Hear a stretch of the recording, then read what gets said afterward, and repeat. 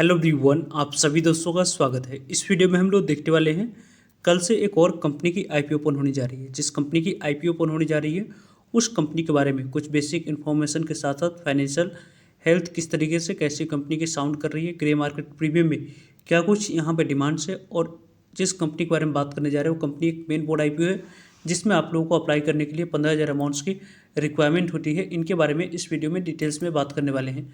So video को इन तक देखिएगा और ऐसे ही daily IPO grey market premium से जुड़ी अपडेट के लिए चैनल को सब्सक्राइब कर लीजिए। साथ ही कमेंट्स में टेलीग्राम ग्रुप का लिंक दिया गया है, वहाँ भी जुड़ सकते हैं टाइम पे अपडेट के लिए। फर्स्ट ऑफ ऑल, किसी भी कंपनी के लिए फाइनेंशियल हेल्थ देखना इंपॉर्टेंट रहता है। तो कंपनी की पहले यदि हम लोग फाइनेंशियल हेल्थ के बारे में डिस्कस करें तो कंपनी की फाइनेंशियल हेल्थ के रिलेटेड जो डाटा कंपनी के द्वारा अवेलेबल करवाई गई उनको यदि हम लोग देखते हैं तो 23 की डाटा है, 24 की, 25 की और 26 की। यहाँ पे आप लोगों को 6 मंथ की डाटा आप लोगों को दी गई है।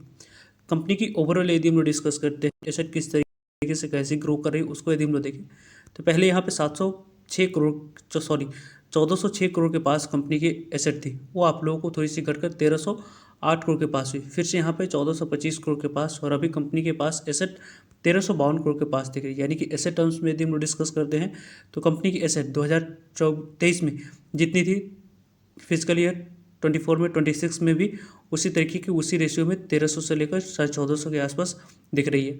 कंपनी की इनकम के बारे में बात करें तो इनकम कंपनी की किस तरीके से कैसी बढ़ रही है यानी उनको यदि हम लोग देखते हैं तो पहले कंपनी की इनकम 725 करोड़ के पास थी, देन यहाँ पे 942 करोड़ के पास, 1223 करोड़ के पास, और अभी यहाँ पे कंपनी की टोटल इनकम के बारे में बात करें रेवेन्यू की तो लगभग आपको यहाँ पे 734 करोड़ के पास दिख रही है। कंपनी की टैक्स देने के बाद प्रॉफिट के बारे में बात करते हैं तो पहले यहाँ पे कंपनी की प्रॉफिट कितनी थी, 321 करोड़ के पास, देन 200 यहाँ पे 321 करोड़ की कंपनी लॉस में ऑपरेट करती थी 23 में।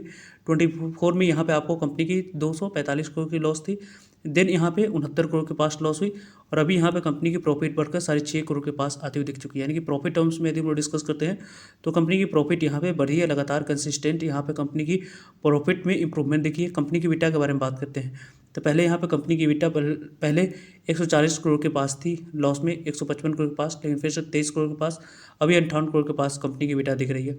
रिजर्व एंड सरप्लस के बारे में बात करते हैं तो रिजर्व एंड सरप्लस पहले 644 करोड़ के पास थी, देन यहाँ पे 400 यहाँ पे 97 करोड़ के पास, 509 करोड़ के पास, अभी 859 करोड़ के पास दिख रही है।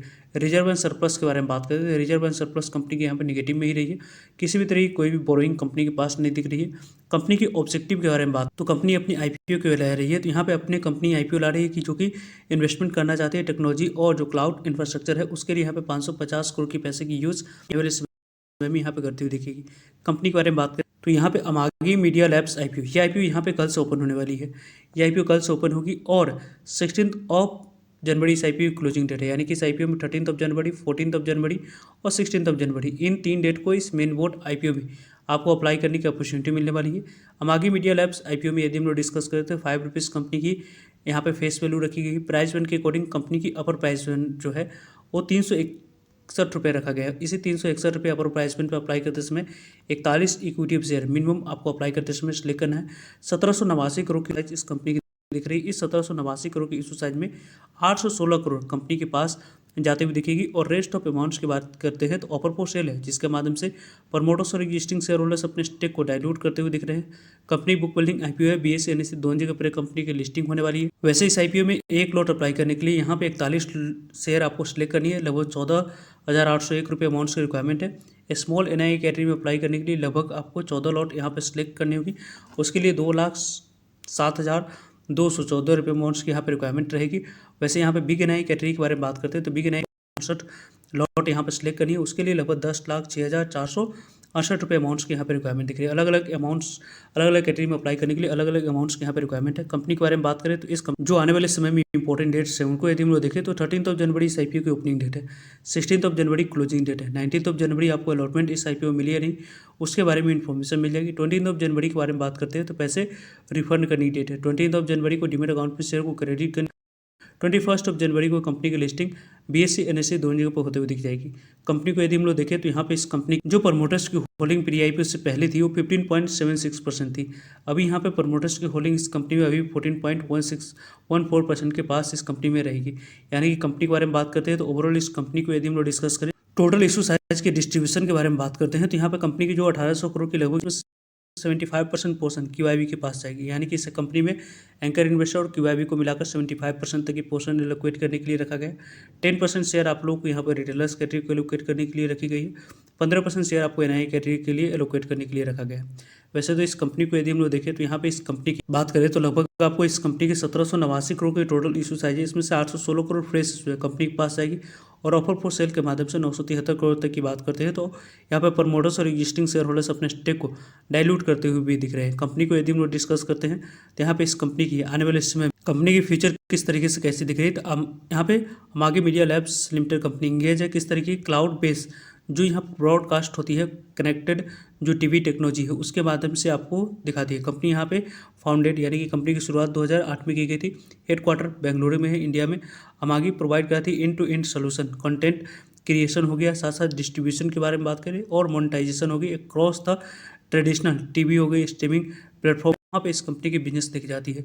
कंपनी के बारे में बात करते हैं तो कंपनी यहाँ पे इनेबल है ब्रॉडकास्टर की, कंटेंट ओनर की बात करते हैं, स्ट्रीमिंग प्लेटफॉर्म हो गया लॉन्च करती है, साथ साथ मैनेज करती है और यहाँ पे लाइव लाइनर जो चैनल होती है वहाँ पे free add support, stream TV हो गई, साथ साथ प्लेटफॉर्म जो कि यहाँ पे कंपनी के बारे में बात करें सैमसंग हो गई, सैमसंग TV प्लस हो गया, रुकू चैनल हो गई एंड अदर हो गई। अमागी शूट करती है प्रोडक्ट्स इंक्लूडिंग यहाँ पे क्लाउड प्लेआउट हो गई, कंटेंट शेड्यूलिंग हो गया और साथ साथ यहाँ पे कंपनी की डाटा एनालिटिक टूल्स भी है जो कि कंपनी अपनी यूज़ करते हुए दिख जाती है। कंपनी का स्ट्रॉन्ग प्रेजेंस कहाँ पे, USA हो गया, यूरोप हो गया, एशिया होगा।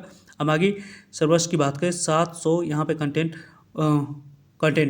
यहाँ पे ब्रांड्स इस कंपनी के डिलीवर करती है, मोर देन यहाँ पे 2000 चैनल पे कंपनी डिलीवर। यहाँ पे कंपनी के बारे में बात करते हैं तो कंपनी ओवरऑल डेवलपमेंट की बात करें अक्रॉस द आपको 100 कंट्री में इस कंपनी की प्रेजेंस है, साइज के ऑफरिंग करती है। कंपनी यहाँ पे सिग्निफिकेंट रिड्यूस कर रही है, साथ साथ यहाँ पे कंपनी के इंफ्रास्ट्रक्चर के बारे में बात करें कंपनी की आपको काफ़ी अच्छी दिखती है। कंपनी यहाँ पे अमागी क्लाउड पोर्ट के बारे में बात करें वहाँ पे इस कंपनी की प्लेटफॉर्म दिख जाती है, साथ ही अमागी प्लानर होगी, content block through the any जो कि आपको इंफ्रास्ट्रक्चर होगी, यहाँ पे इंटरफेस होगी, वहाँ पे इस कंपनी के द्वारा काम किया जाता है।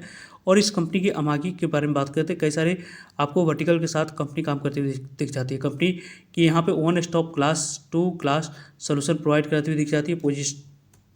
यहाँ पोजीशन की बात करते हैं तो 3 sided market place to leverage strong network effect है, साथ साथ यहाँ पे प्रोप्राइटी अवार्ड विनिंग यहाँ पे टेक्नोलॉजी प्लेटफॉर्म कंपनी के पास है, आर्टिफिशियल इंटेलिजेंस कैपेबिलिटीज़ कंपनी के पास है, trust bye global customer with in long term यहाँ पर रिलेशन है, यहाँ पे visionary founder and strong leadership इस कंपनी के साथ जुड़ी है।